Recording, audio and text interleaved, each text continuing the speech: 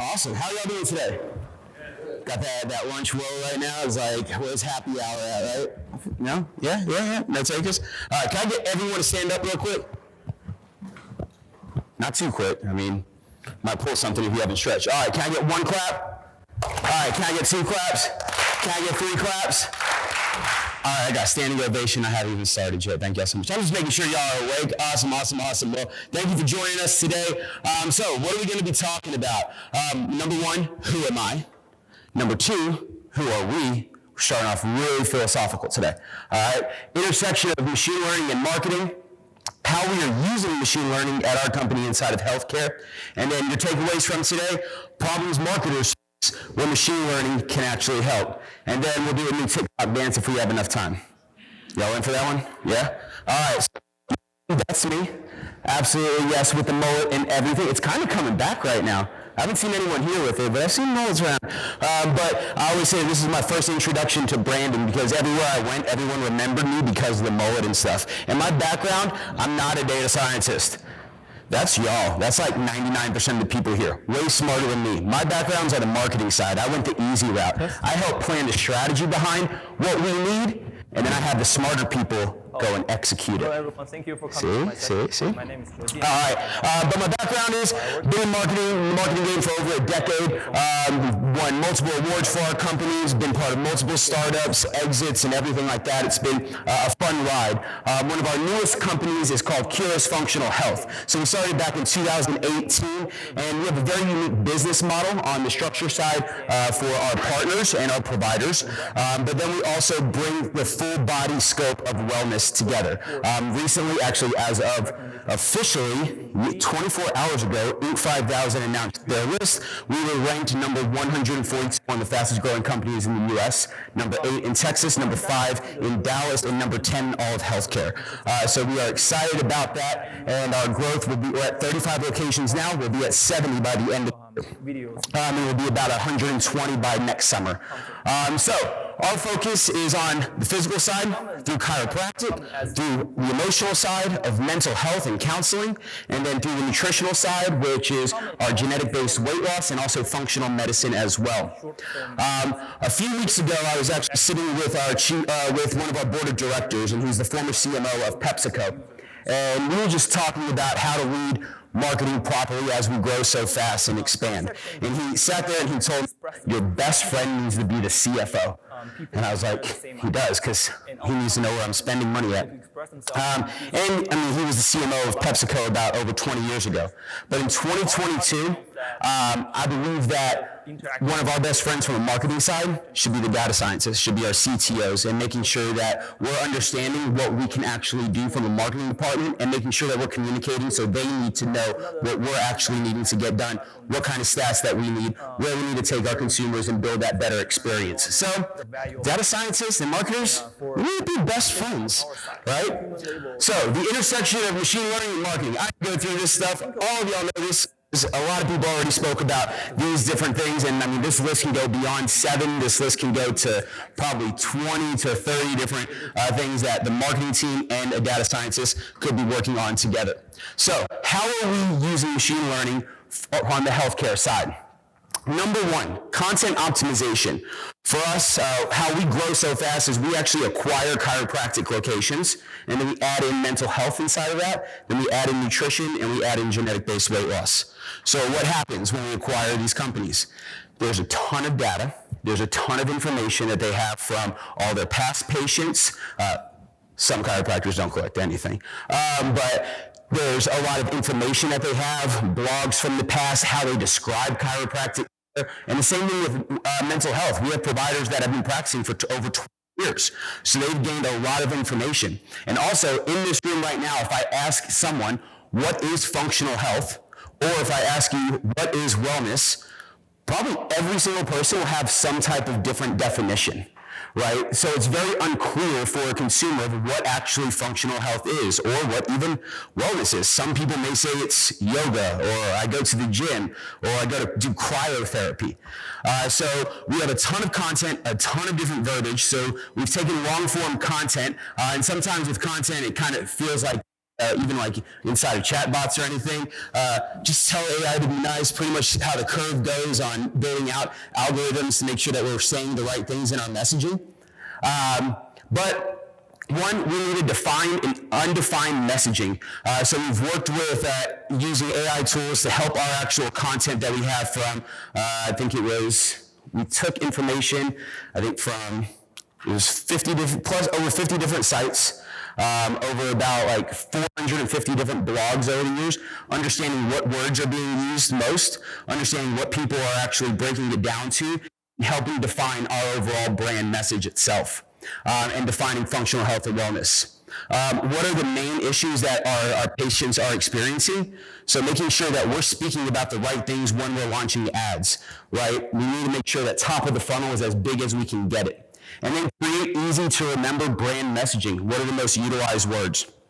Recommendation engines. We're all familiar with these, good old Amazon, Netflix, everything. In this past, customers who bought this item also bought this as well.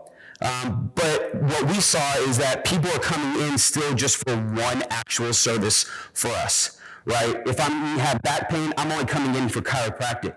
A lot of individuals don't realize that mental health problems can stem from what you're actually eating and consuming and putting into your body.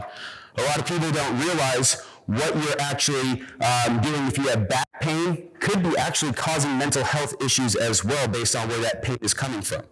Right? It's all through the nervous system. So we have to educate individuals on what this means or where they could actually go next. So based on what our providers are putting into our back end, we're able to actually pull out and lead that person down a path without a provider even speaking to them about what their actual problem is.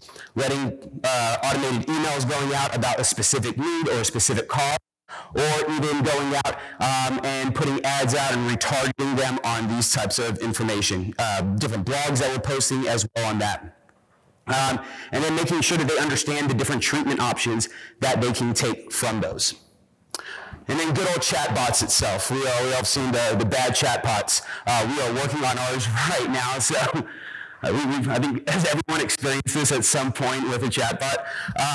Yeah, that definitely was ours. One of our biggest issues when we were coming in and acquiring all these different locations is that everyone has a different way to track leads, or they bring in leads, or how they communicate with leads. We're going to be doing a call center style area, but that's going to be a little bit, probably about 6 more months down the line itself. So we're saying, hey, we're at 35 locations. We're acquiring 9 more by the end of this month and 9 more next month. So it's very fast paced on our end. So we're saying, how can we actually help get the leads to actually close quicker? At first, we were seeing about, at the beginning of this year, we were seeing over a day until a person was getting contacted. And I was like blown away. I didn't realize it was that bad. Put so many different things into place to help that lead time actually condense. And when lead time condenses, conversions increase. Conversions increase, revenue helps out, right? Especially in a space that we're at in a service industry like chiropractic or mental health or nutrition. Somebody's on Google, they will go right to the next thing that's on that map before they even get to us. Leads not going to the correct office. So it's a pro and a con. We have incredible providers, over 150 providers through the Curis network, but everyone offers something different. Someone may focus, a chiropractor in Dallas, Texas may focus on ART, which is like really athletic release therapy. So it's for all athletes. Or our doctor in Arlington, Texas may really focus on personal injury after a car wreck. Right? Making sure that these leads are going to the right doctors. Some of these providers, they thought we were nuts asking all of these questions when they onboarded. They're like, I'm tired of filling out all these forms and getting all the information that we need.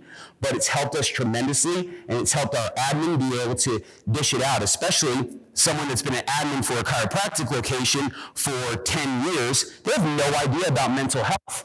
Right? They don't know what really cognitive behavioral therapy is, or what EMDR means, or what EMDR can actually be used for. So when those people come in, our admin now are able to understand and define, and it's pretty much hand-fed to them on where this person should actually go and who they should actually see.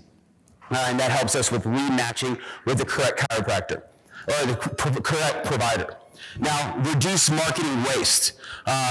there's a lot of testing that goes on into marketing, especially in a startup sense, right? I mean, who's here has been part of a startup? Anyone in here been part of an actual startup?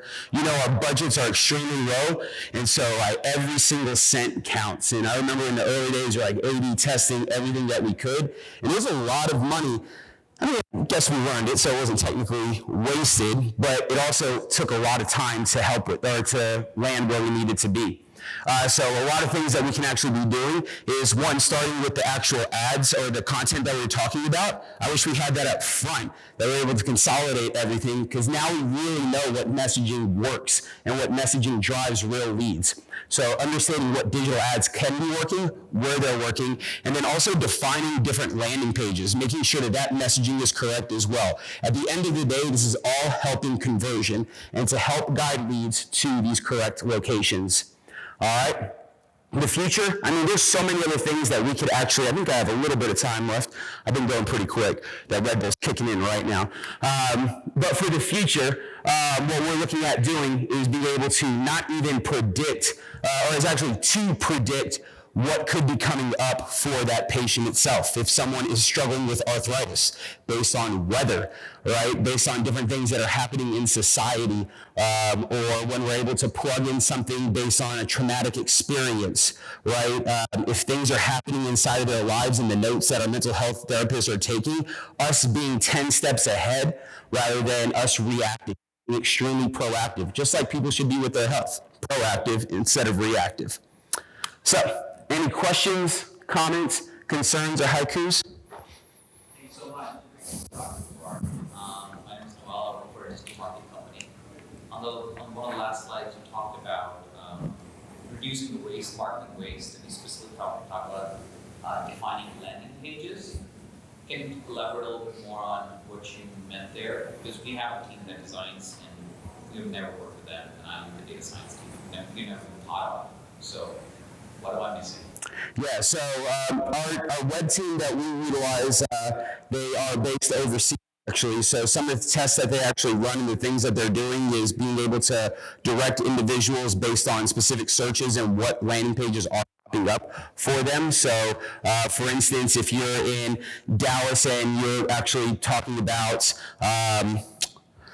that sciatica or something to that extent, right? And doing more research on that. What ad page is actually popping up when they're going through their search. So, and what information is popping up on there. So it's pretty much being unique to the person and personalizing it on that end.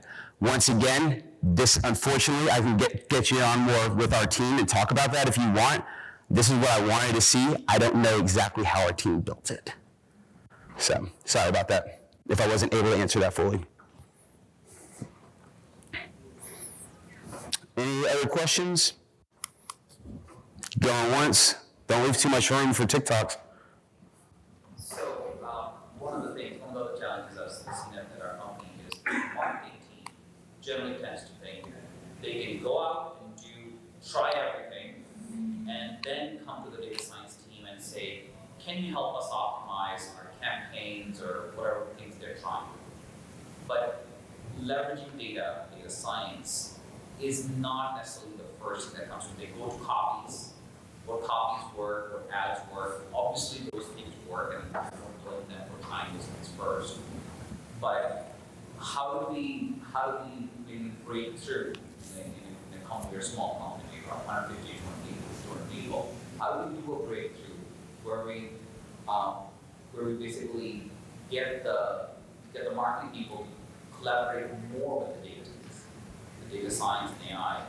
What is it that I, as a leader of the data science team, could do to help them recognize that they can use data science for their advantage?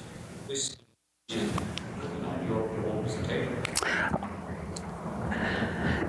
I believe, first and foremost, it's great that you're thinking that way, but I believe that starts from a cultural standpoint, right? Understanding, hey, when we approach a new campaign, it's new to marketers, right? I mean, you talk about this 5-6 years ago, we didn't have this at our win, or most of us didn't know that, right? So does your team even understand that that's even an option, or what that process actually is? Like whoever the head of marketing is whenever they define a campaign, this should be one of the first things that they do is go and talk with those teams.